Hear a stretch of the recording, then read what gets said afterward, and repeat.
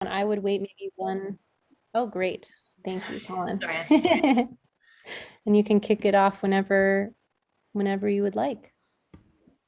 Great.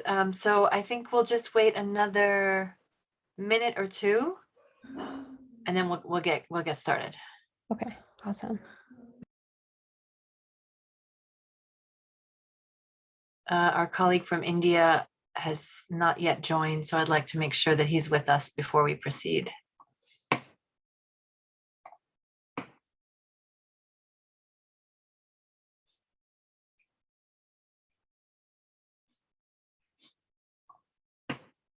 Excellent. We have a flood of incoming.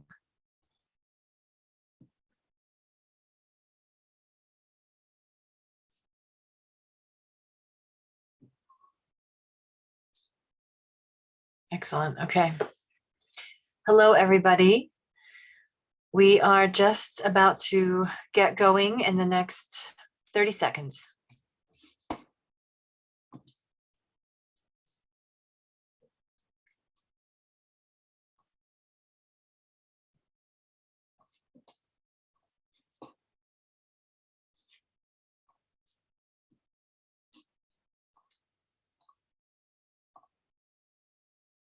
Trying to admit as many people as possible as they come in.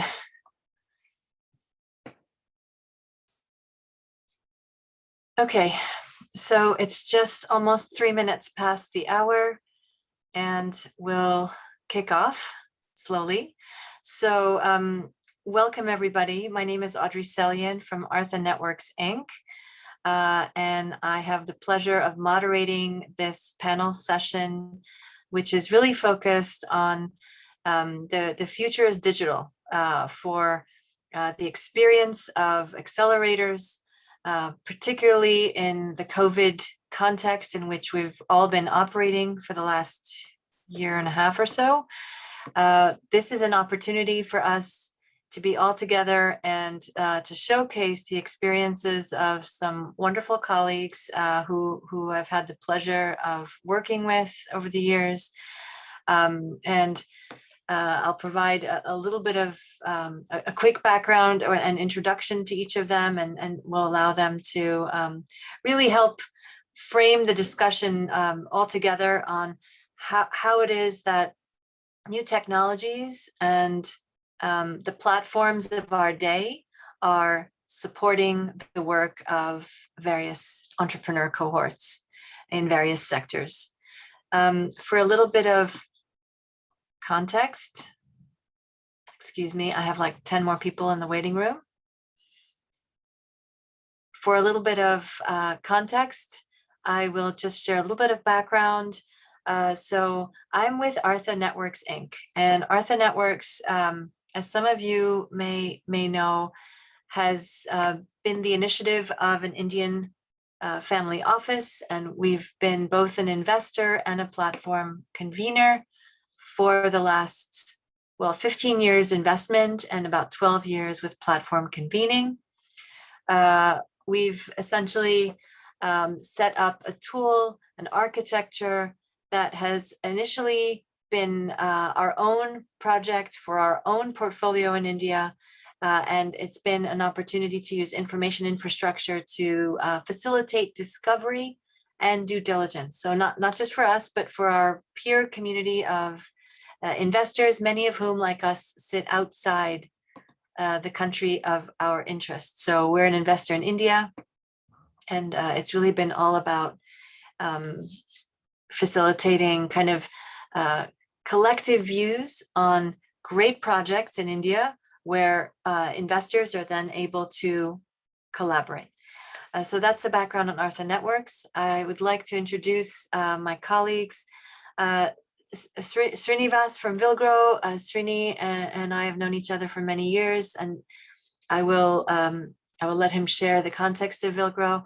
But truly, the oldest social enterprise incubator in India, and one of the most prolific. And we've had the opportunity to partner and work very closely with Srini over the years. So I would love for him to tell his story. We have also Andrea Monti from Hatch Collab, based in Geneva, Switzerland, where I'm based. And Andrea is really part of one of the most exciting Swiss acceleration programs around.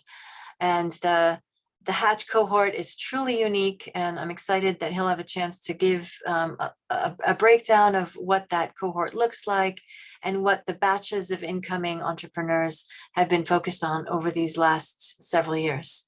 Last but not least, my colleague James Baer from Baraka Impact is with us today. James is at the helm of an initiative that is very much a spin out of Artha Networks' work on the infrastructure side, but with a deep focus on health. And over the last year and a half, James has been at the helm of this initiative to aggregate and lend coherence with both an advisory structure and an underpinning tech platform structure to several hundred really fascinating health interventions, specifically in LMICs, where technology is that much more important for supporting due diligence and supporting visibility from a distance. So that's a very high level intro of our three panelists today. And what I'd like to do is invite each in turn to share with us for 3 to 4 minutes, actually each, a little bit of context, starting with Andrea, then moving on to James, and then to Srini. Special thanks to Srini, because Srini's joining us from India at an absolutely ungodly hour. So Go ahead, thank you, Andrea. Audrey, and hello to everyone. Yeah, just to give you a bit more of flavor about what we are doing and just something about myself. I'm Italian by birth and I got 20 plus years experience actually in both profit and non-profit sectors with established companies and startup accelerators. I've been both into companies like HP and PricewaterhouseCoopers, as well as I've been dealing with fair trade companies, refugees issues, and so on. I'm now leading the Hedge Collab Foundation in Geneva, which mainly give acceleration to impact tech ventures. And here, I mean, all of you know what I'm talking about, but I mean ventures with a clear purpose to reach one or more of the SDGs and some evident and proprietary technology, which enables them to scale up and amplify their impact. So we do scout and select candidates yearly from all over the world.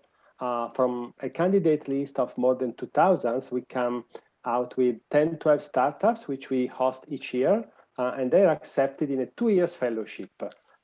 Within those 2 years, we spend the first 6 months in a more intense way with some residency element as well, at least, I mean, before pandemic. So we have such founders coming into Geneva, and we do provide tailored support based on the status and the roadmap of any specific venture.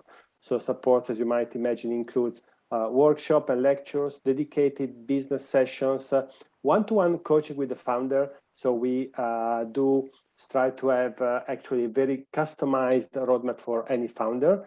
And then, of course, access to many mentors from more than 30, 35 countries, and active fundraising and partnership efforts within a network of hundreds of investors. And I'm very pleased to say that Audrey's been helping us and coaching us since the very beginning. So we don't have a specific vertical, but we do love more than others ventures in education, health, pharma, food, agriculture, democratizing trends are some of the things we do like the most. So the next cohort is starting actually in autumn. So if there are founders or any of you wants to suggest any founder to reach out to me, I can answer to any question. Thanks so much, Andrea. James.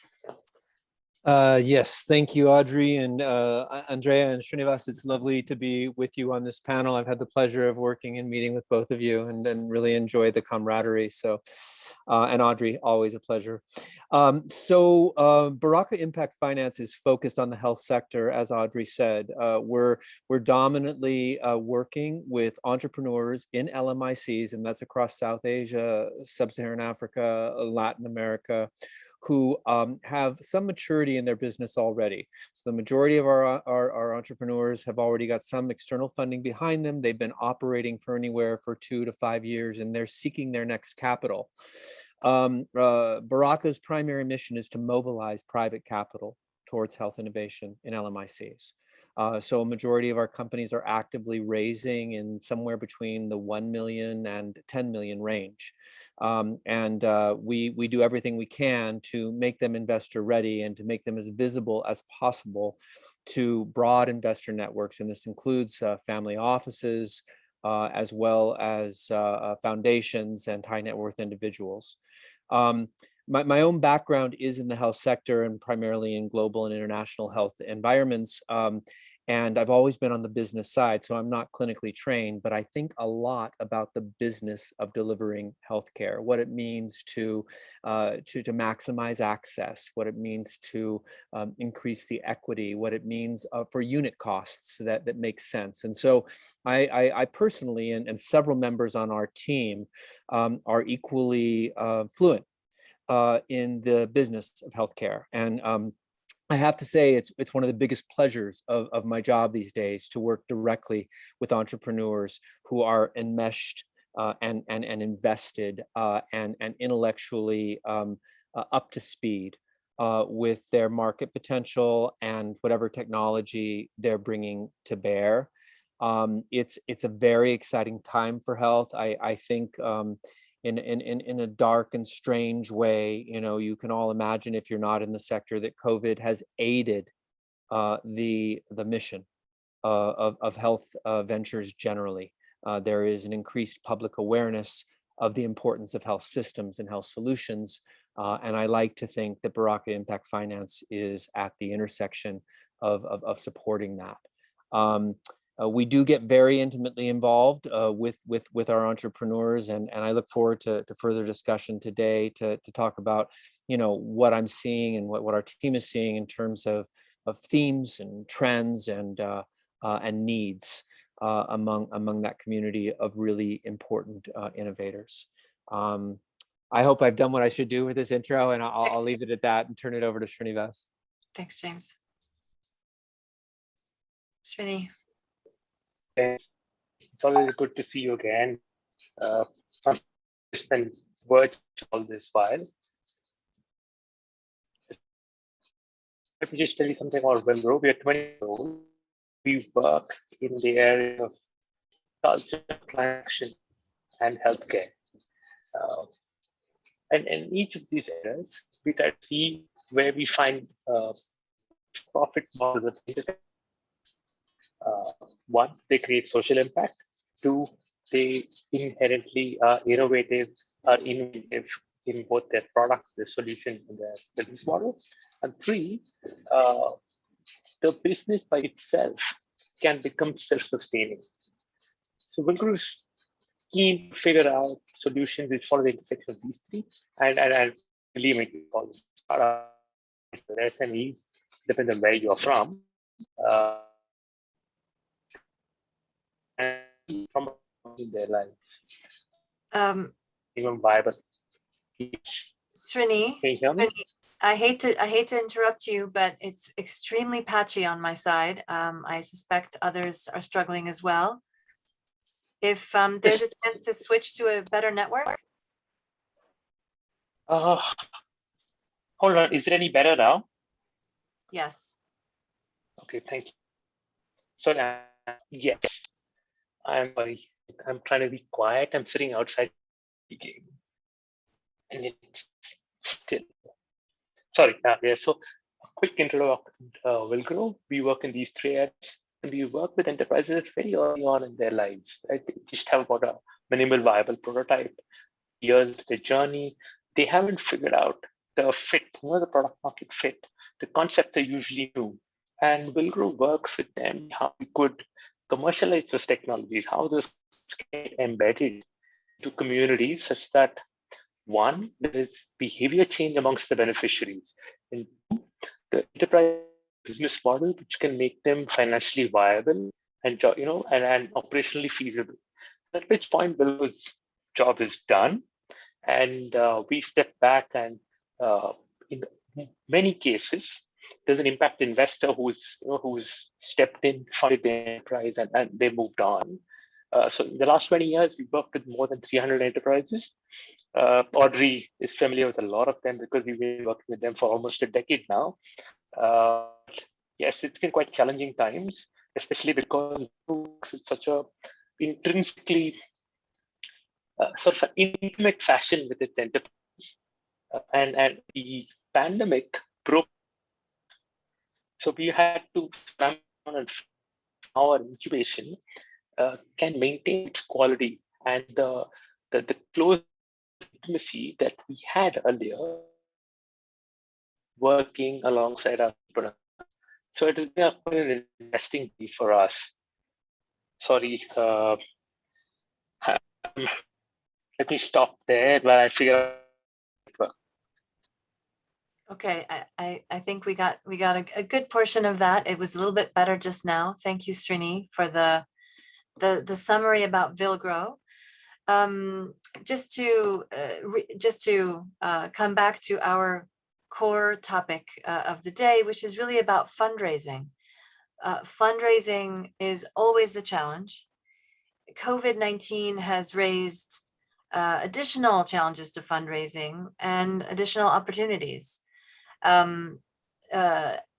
There's been, as some of you may know, a really interesting GIN survey that yielded some information about the emerging consensus that there's increased receptivity to digital solutions by investors as they look at opportunities in different markets, especially in faraway markets. In this context, the survey yielded info that 90% of investors had explored or were willing to explore virtual meetings to meet with investee staff and stakeholders, and even to do virtual site visits, which we ourselves have also done quite a few of. And others are seeking to increase their collaboration with other investors by doing what was unthinkable a couple of years ago, sharing some of the documentation. 87% of investors surveyed by GIN indicated a desire to do this, or utilizing shared info and also sharing costs for access to these things.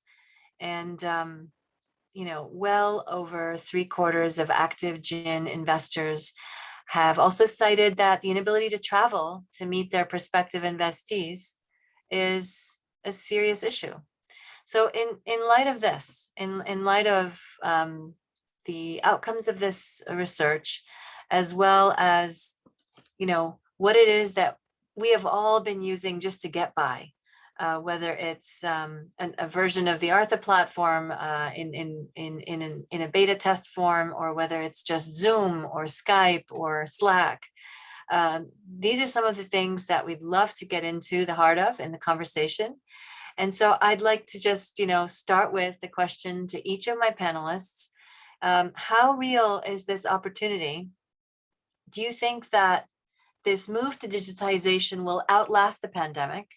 Do you think the pandemic is more of a storm that's to be weathered, or are we actually going to see a lasting change in the behavior on the part of donors and investors who you engage with? So I'd love to put Andrea on the spot with that question, and then follow with James. Thank you, Audrey. Well, I believe it is a lasting change, yes, at least partially, let me say. If I think at what happened to the investor community I've been talking to, it resonates to me what you're saying about the 90% of the investors willing to look at new solutions. So of course, at the very beginning, they had, in the initial weeks or months, they had a lot of fear. So they basically stopped every investment. They just did focus on keeping a bit of capital aside for the existing assets. So they were not actually looking at new investments. And so they didn't pose themselves the question on how to make new investment eventually. But then when the bolder ones did start to mobilize some capital, then the issues you were mentioning came across. So how to meet people, how to talk with people, how to make due diligence, how to project for the future any reasonable forecast, for example, how can we reset the way we make a business plan, etc. Now, I have to say, what I see now is that for the more digitally savvy, I would say investors are happy to test and adopt new platform, change the way they work. They can achieve a bigger outreach. And so I believe their funnels have been exploding in terms of quantity. I mean, they're screening more and more targets because it is somehow easier. And the more they master the tools, even the Zoom video call, I mean, the more they can meet people, talk with people. So I believe that in general, the funnel at the very beginning seems to be enlarged, bigger than before. The question is, okay, but how many investments are they able to do really at the end of the funnel in concrete? Because at the same time, I mean, to invest in someone, you need to know him or her a bit personally, their motivation. So why they are doing why they are doing what they are doing. And we have also experienced that many investors are not comfortable at all in moving forward if they don't meet a certain number of time, the founders and the team. And this is for sure something delaying closing. So I remember one of our investors that at last year demo day, he said to me, well, I'm not coming to your online demo day. I love what you're doing. I did love your in-presence demo day the year before, but I want to see the founder and the team sweating and breathing. And this is how I get the human part of it. And I can test and assess the team, really. So that is for sure an issue then. Thanks, Andrea. James, what are your thoughts? Well, I think all those perceptions that Andrea brings forward are clear. I mean, to say the obvious, we're in the midst of this change. We're in the midst of this pandemic, and we're in the midst of this changing set of attitudes about digital interface. And so I feel as if every day I'm watching individuals, and some of it is generational and some of it is geography and sector specific, but I'm watching all of us as a planet evolve into this digital way of being and interfacing and making decisions. And I think we're getting better and better at it, and more sophisticated. And I think we will be able to track the changes in attitude and the willingness to execute on business decisions, including significant investments over the next 6 months, 12 months, 18 months. We're going to continue to watch that occur, because it turns out the pandemic is not over, and we're going to be doing this for a very long time. So in answer to one of your core questions, is this a lasting change? I absolutely think it's a lasting change. I think there's no real doubt about it, and it's very real. So then what does it mean about our responsibilities as business people to changing our behaviors? And just to kind of build and differentiate a little bit from Andrea's focus, I'll talk just briefly about what I'm seeing with innovators. And again and again, including today, I was on with 3 different innovators, all in Latin America today, and I find that they're trying to figure out, am I doing a traditional pitch? Am I trying to cross the digital divide and get to know this individual on the other end of the screen? Is that my objective? What's my objective? And it's a fair set of questions, right? So where my team right now is defaulting, and this may be a surprise, it may not be intuitive, my team is defaulting to asking entrepreneurs who we don't know to pitch to us first. Just pitch. Do a straight out pitch. We'll get to know you later. I've actually found the getting to know attempts to be a little bit awkward until I understand the business. Now, this may be subjective. It may just be, my experience, but my team kind of agrees at this moment. Pitch us, let us understand where you're at in your overall business, and then let's start to do a second meeting and a third meeting, and get to understand the nuance of character and team composition and the rest of it that is so vital and important. So I think it's a big global work in progress, and we've just got to hang in and continue to challenge ourselves to change. And for those of us who are just a little older, there's more challenge. We've got to really push ourselves to sort of say, this is as real as it gets. What we're doing here right now with each other, this is as much as I'm going to know you. Andrea and I've been in touch with each other for over a year. I've never met him face to face, right? We all have those stories. And I think it behooves us to push ourselves and to understand this is the future. Yeah, that's incredibly well put, James. Thanks for that. Srini, I know you're going to turn off your video for the sake of the connection, but hopefully it's a little smoother, and we'd love to hear your perspective on this question as well from India. Thank you, Audrey. Yes, and unfortunately, I'm sorry, folks. I'm going to keep my video off. But in India, I think it's quite unfortunate that things are going to be different in the sense that I anticipate going ahead, people are going to reduce investors, and even us. We have reduced our physical interactions with enterprises. Now it's had consequences, right? We can't magically then switch to a place which is completely digital for a multitude of reasons. The first one is the kind of sectors that we're working in. Yeah. Agriculture, climate action, even healthcare. There is some fundamental change that the startup is trying to bring about with communities. Now, we've attempted tools like virtual field visits, right? A lot of conversation video calls with beneficiary farmers, micro entrepreneurs. But what we do not get is a complete sense, the feeling of being in that environment to understand how fundamentally a solution is making a change. And so we are always living on a little bit on an edge, a little bit of, not being too sure. But having said that, we've in fact, Wilgrow itself has funded most startups. Many of our startups have been able to raise more capital during the pandemic than earlier. So we went back and even analyzed why that happened. And what we figured out is enterprises which were a little more established had some kind of business track record, paying customers, were able to convince investors. And now I think James and Andrea, it's sort of consistent with what you're saying. The moment you're going digital, a company with a track record of data, a company with a track record of some kind of financial interactions, obviously stands a better chance than someone with no such track record. And that's exactly what happened in our healthcare companies.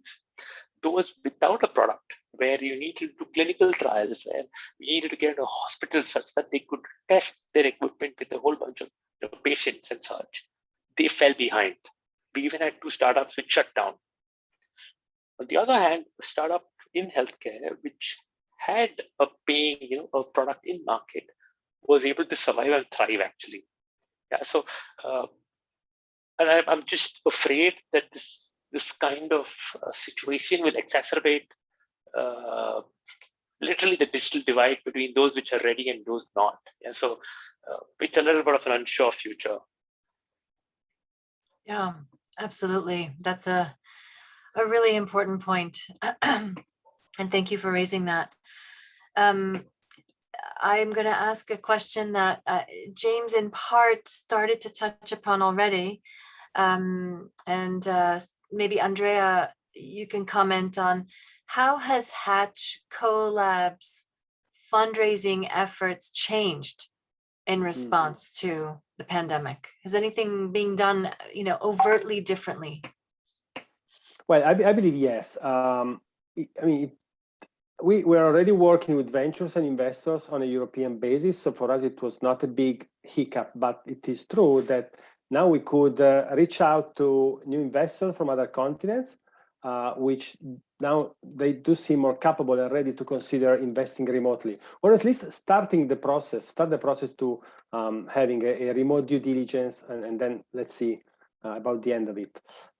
So in fact, we are refining our fundraising strategy so that we do concentrate mostly on these to have a quick fundraising process, which is maybe a bit more transactional, if we know that they can accept to work digitally. So it is a bit more, again, transactional. Then we have private events with investors locally, where we want to cover also the human side of the investment. So of course it is easier, and they still want to have to see the person, to meet, to have a coffee. So we try to recreate that empathy which I mean, it was there before the pandemic, while of course in with the more distant ones is a bit more different. And also the discussion with investors, it did change a bit. So for example, we were talking with the founder, which was very worried about the fact that his business plan was not considering, or he was not sure to consider properly the impact of the pandemic. So we told to him, look, you should decouple the issues. One is sit down with the investor and face the challenge of the pandemic itself. So what is the belief of the investors on the pandemic? So that you can set a bit of baseline. On top of it, you can discuss your personal specific business plan so that you don't mix the two different issues. And I mean, we have to face those challenges, as James was saying before. So we are trying to find new ways to respond to those issues, to those challenges. Absolutely. James. I think your solution there, Andrea, is excellent. You know, let's find out where the investor's perspective is on the pandemic, because as we all know, there are diverse views about this pandemic and what it means to individuals and to societies and the rest of it. So I love that strategy. I'm going to use it. Thank you. But I thought another point to bring in here, and Audrey, as you know, core to the Baraka impact finance model is the use of external, what we call contextualizing data. So that is data about a market, a country, a region that helps an investor understand the value proposition of an individual investment opportunity. So I think that, you know, in a way, this was a pre-pandemic model element. However, it's come in extremely helpful in the context of the pandemic, because it once it gives context. So if you understand the developing regions are shy on infrastructure, that's one thing. But to understand specifically what the infrastructure challenges are in market A, B, or C becomes really important in the context of not being able to physically visit. And so I think, you know, this is, I don't need to go way off on what Baraka is doing in this regards, but we have always believed that you need to provide context for an investor. Now, doing this in an entirely virtual way becomes really that much more important.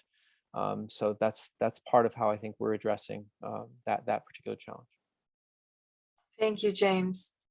Srini, from Vilgro's perspective, with its long history, how have things evolved in response to the pandemic? So a few things. Number one, the work has changed. We now move a lot more work, like market visits, business diligence. We employ more, technical service providers. We outsource a fair amount of financial and legal diligence more than before. We've also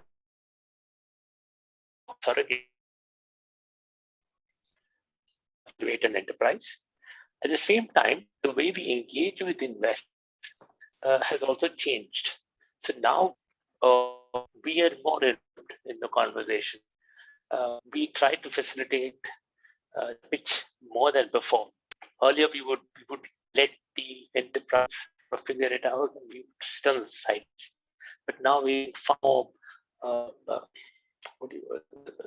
purposeful about it, and ensuring that the conversation goes in the right tracks. And the main point is we try to articulate our experience with the enterprise. So the physical visit will be placed by, in a sense, our reputation and our experience with the enterprise. We have seen some success there.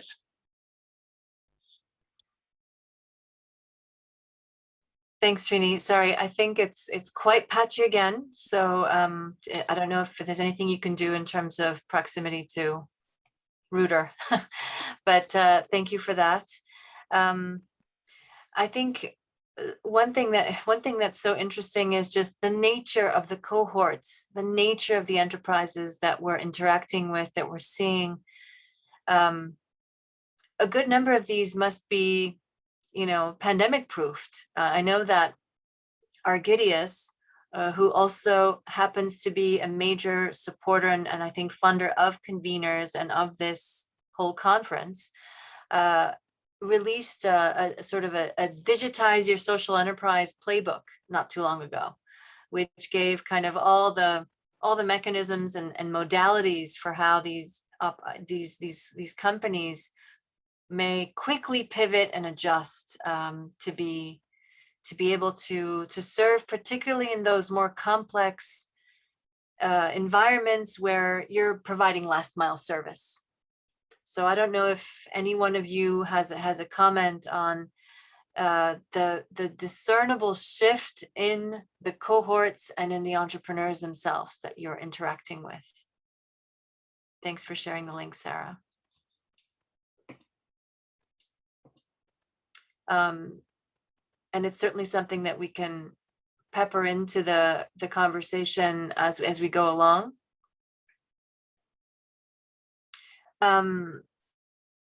Let me also ask you, if nobody has a comment about kind of the nature of the underlying cohorts and of the quality of the models that you're seeing.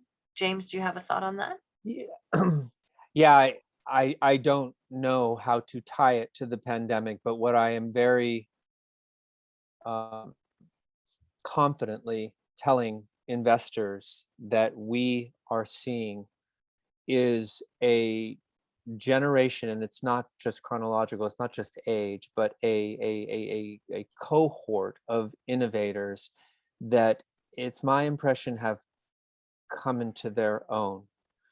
They are, and I'm talking across regions, across developing regions, where we see a lot of returning diaspora or even individuals who have stayed in their home countries, but have pursued educational excellence and then brought that back to specific solutions that they want to deliver again in the sector that we look at, which is health.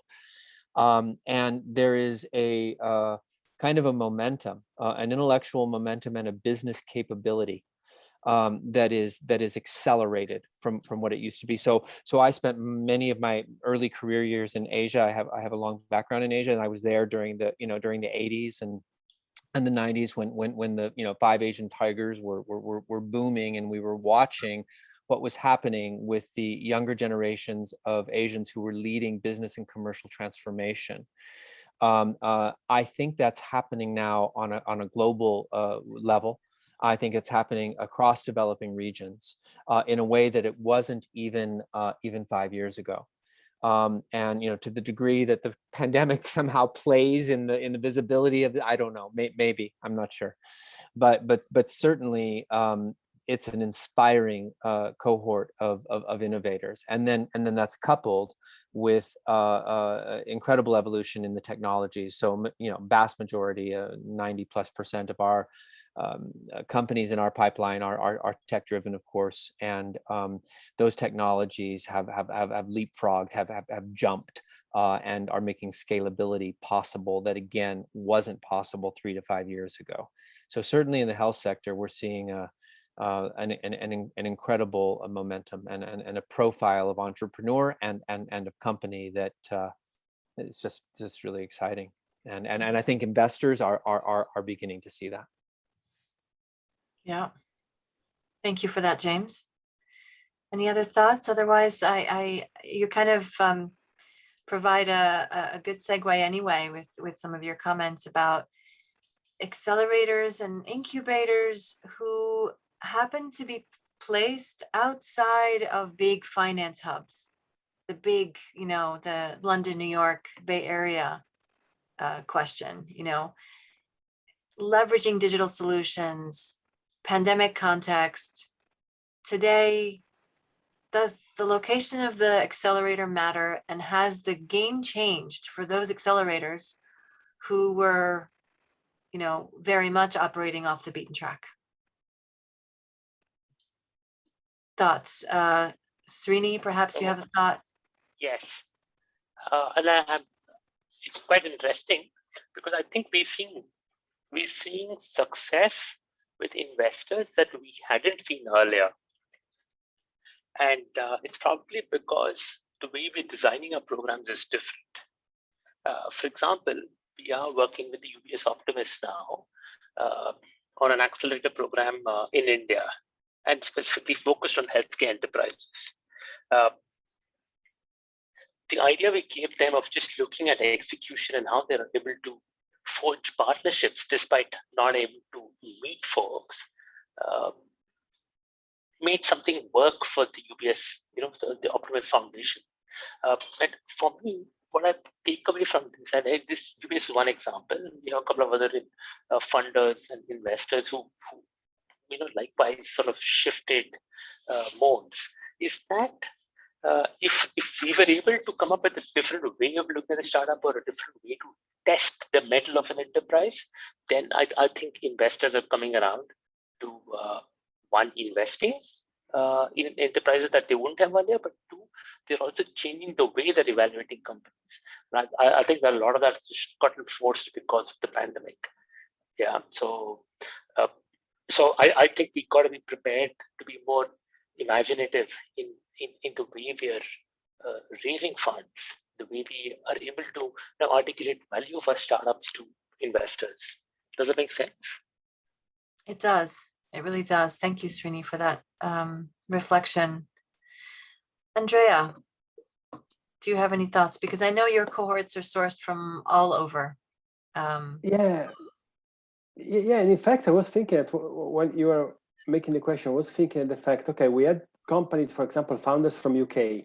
So how does it change now? I mean, and I believe there are pros and cons, of course. It is true that maybe each of us, I mean, as being accelerators, incubators, or stakeholder, might be seen as losing the geographical advantage because there could be, other stakeholders from other financial hubs or other countries coming to seek for our funders or innovators. It is also the other way around, so that I believe the more we can keep ourselves very specific and focused on our value proposition, the more the whole ecosystem will grow. And so I would say we should try to partner as much as possible with those, again, stakeholders in other hubs, in financial hubs where we cannot maybe go and spend months or weeks there, so that we can leverage on their presence there and they can leverage on our presence where we are. I mean, I'm talking about, of course, Geneva and Switzerland, where there are very specific topics that we can, of course, represent while talking with UK people or people from New York City or Washington or whatsoever. And I believe then, to speed up the process of reaching new investors, the more we can partner with other organizations, the better it is. And this is something that, of course, I mean, with those new digital solutions and the more we get used to use platforms and, of course, again, tools, video tools, etc., the more we can then reach to new people. And I believe, as James was saying before, I mean, we knew each other via Zoom, and we are keeping this relation via Zoom now. So why not with the people in UK or the Bay Area or in any other place of the world? Of course. James, any thoughts? Well, one thought, and I don't know if it's very popular to say this. I mean, I think that there's an equalizing of geographies that's been created by all this virtual work, and that's absolutely a good thing. And it takes some of the weight and the advantage out of the big financial and innovation centers of the world, and it spreads it out a little bit more. That said, I'm just thinking about, two entrepreneurs I was on the line with today who I hadn't met before, who are in some southeast corner of Brazil, and I can't even tell you the name because I wasn't aware that this city even existed. And they have this amazing anonymized patient data service with multiple platforms and with multiple applications, and they've got some really interesting customers in place. And this company, these two gentlemen who are leading it, are going places. And they had an incredibly polished, short intro pitch that they did for us today. They were Oxford educated, right? So, and you see what happens with those entrepreneurs who've had that kind of milling in some of the big universities or some of the big financial or innovation centers. That there's something that you can see that is palpable across geographies, that is palpable through the internet.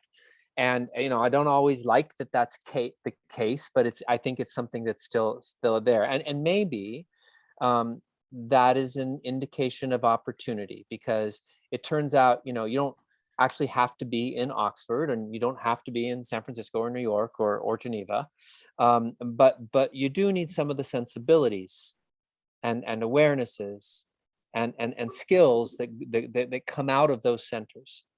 And how can we all that are working with these innovators help them to develop some of those edges that make their story more palpable and more interesting to investors? That's such a valuable observation. I mean, it's going to take more than some digital tools and equalization vocabulary to transcend our instincts to flock together, because we're all birds who find each other and kind of speak the same language. I'm not going to incorporate the verb Twitter into this, by the way, with my bird metaphors. I mean, ultimately, and I realize, so we're at just process check. We have about 13 minutes left in our panel. I do want to recognize that Andrea will have to leave us a little bit early. So with my kind of close to final question, I will ask him to reply first. And then I do have a few people that I'm going to pick on randomly, quasi-randomly in the crowd. And don't worry, I've told you if I'm going to pick on you already. So in very concrete terms, how can accelerators leverage digital platforms to increase the effectiveness of their fundraising efforts? And as a builder of such a platform myself, this is me using the whole conversation as a focus group. Andrea? That's great. That's brilliant. So I believe this is maybe more a product type of question. So I believe we need, of course, there is an evangelization kind of issue. So we need to spread more the word on the fact that using digital platform is possible, effective, and secure. And so it is something that everyone should know.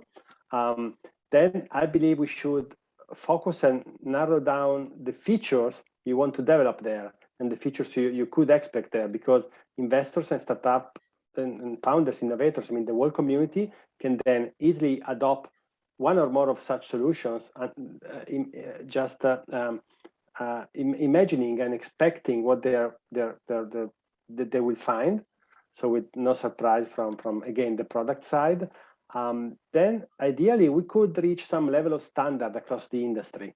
So the transaction can become smoothless. And of course, some basic control procedures can help investors to trust the operators. I mean, I don't want to have those more regulated than it is, but of course, the more the platform is trusted, the more investors can adopt. And then coming from other experiences I had in the IT industry, I believe also some level of interoperability can be an idea as well. So the more you can shuffle data and transactions among different platforms, the more you could leverage your outreach. So you, as an investor, enter one platform and have access to thousands of targets and deal and transactions, because you can maybe through network and again partner agreement access to many other platforms as well. Excellent, thank you, Andrea. Srini. I've quite an interesting idea here, because we've seen some of it work. If we were to pick up the concept of business value of impact, business value of incubation, and by stretch also of acceleration, it gives us an opportunity to become objective about aspects that we probably weren't, right? Because a digital platform now forces us to create, to demonstrate data, to be very objective and measure what one's doing. And metaphorically, it's cut off other senses. One cannot experience it anymore. So you've got to now measure it. You've got to be able to describe it in forms which is more normal, normalized across different viewers and platforms. So I think the fundraising effort could get turbocharged if we could focus on how this can get objective, and that's what we've been trying here. Just the concept of business value of incubation, seeing what the different aspects which plug in, how that can get measured month after month, and you demonstrate change. And as the platform can capture it, I think there's a fantastic way that can turbocharge fundraising. Thanks, Rini. James.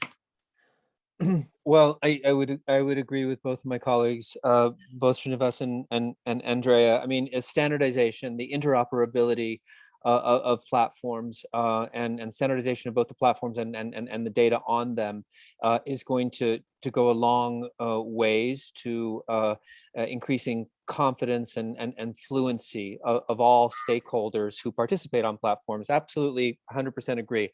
I would add to that the need for personal contact, and I mean that virtual personal. So at least the experience that we're having right now with the Baraka Impact Finance platform is that once we meet virtually with one another, there is a sense of trust, of interest, and then hopefully of shared enthusiasm, which then inspires be they the investor or the investee to participate in the digital platform. So I think there is still something that needs to go on personally, relationship, and that's at least in my world will probably always be a part of it. Absolutely. No, I couldn't agree more. And I think that's been such an integral part of the experience of building Artha Impact's portfolio that I can't imagine not having this sort of support mechanisms built into systems to be able to really systematically enable that.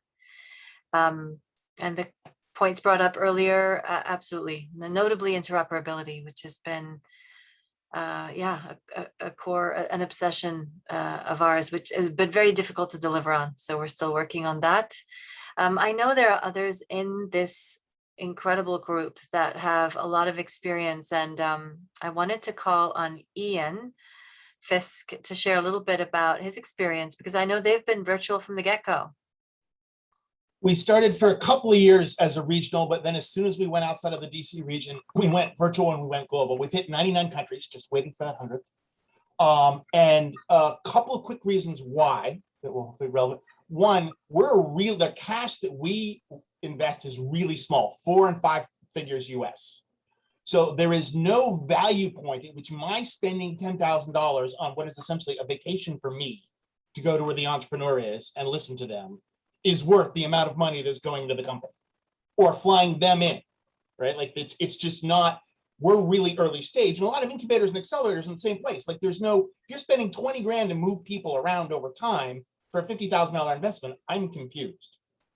Second, we wanted to be able to reach people without making them leave their families, right? A lot of entrepreneurs, and I'm not picking on them, I will mention them because they changed their practice when they realized what happened. Those of you familiar with the Unreasonable Institute used to make people come to a place for 6 weeks. And I love them because they looked at this and eventually they're like, this isn't working for the reasons that I was doing, was agreeing with them on.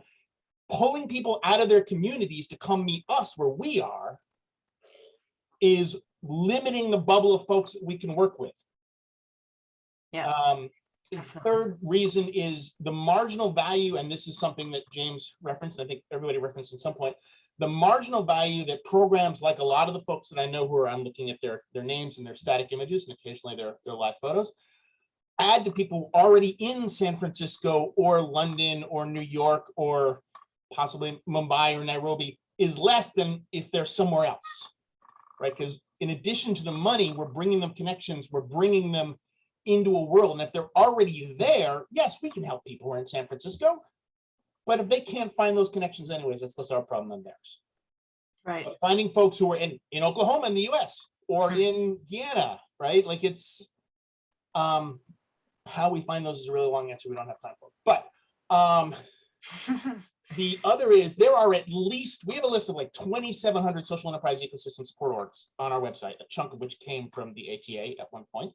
And 1,500 of them are not in the US, the UK, Switzerland, Western Europe, what have you. And so when we want to find people on the ground, we have partners in Pakistan and Nicaragua and Cameroon, and I'm sure half a dozen of you all here can join that community and we can share our resources. And that's something that's made it okay not to be able to move people around the planet, even pre-COVID. Last bit, somewhat unrelated, but somebody mentioned sharing due diligence data. That's an issue that has come up at every single ATA conference ever, and the 3 predecessor conferences before it was called the ATA. And it always runs into the time factor. I do diligence on a company at time X, 3 months from now, you want that due diligence. It's a startup, right? 3 months is a big time window. I would love to know how people solve for that, because we've been talking about it for 10 years, not yet to run into somebody who solves for it well. Yeah. That's one I want to throw in. Happy to answer any questions, but also give other people time. Thank you, Ian. Thank you. Really valuable reflections there. We are unfortunately coming on to time. We have only 4 minutes left for our session. I wish we had more. The questions of due diligence and sharing absolutely are paramount and just ultimately super practical. And I can say that from the Artha perspective, there are no easy workarounds to that other than to be able to signal when it's happening, that it's happening, not necessarily to share substance, but at least to create an infrastructure that can have a little bit of a view for folks on what is actually happening, so you don't stumble into it 8 months too late or 6 months too late. I'd like to ask my colleagues Srini and James if they have any closing thoughts, and of course happy to share contact information for the whole group with the whole group, so that those who are keen to have more deep dive conversations with our panelists are able to do so. So Srini, any closing thoughts? Yes, it was when Ian spoke about how his model has always been virtual. It struck me that Wilgrew, for all its 20 years, has pretty much been virtual. We never have brought an entrepreneur into our offices, and we always wanted them to work wherever they are, right? And India is quite large and diverse. But what I want to leave folks, is our thought on, yes, we need such platforms. Yes, digital ways in helping raise funds and bringing more investors is going to be needed. But we also need to have a different paradigm in seeing what's going to get measured.